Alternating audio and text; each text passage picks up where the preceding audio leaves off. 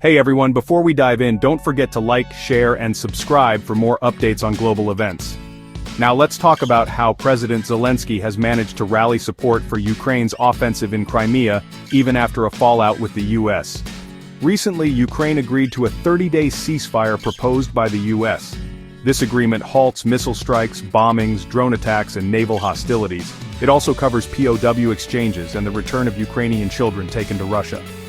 But before this ceasefire, Ukraine launched its largest drone attack on Moscow, involving an incredible 337 drones.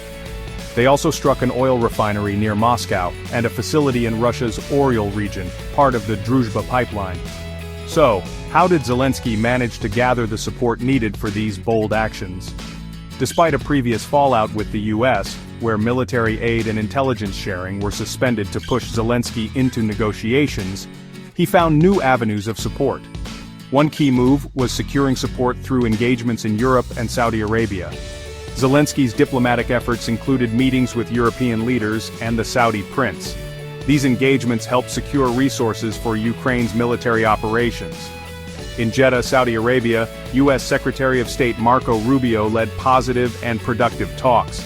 These discussions not only helped lift the U.S. suspension of military aid, but also included an agreement to develop Ukraine's critical mineral resources.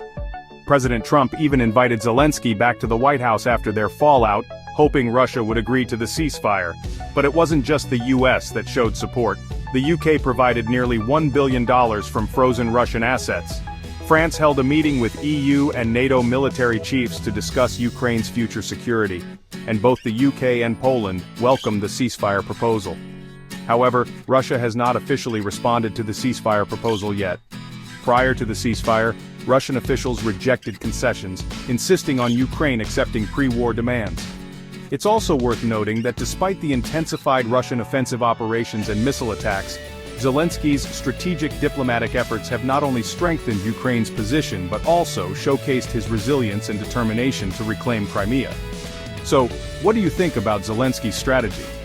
Leave your thoughts in the comments below. And remember, if you enjoyed this video, like, share, and subscribe for more updates. Thanks for watching.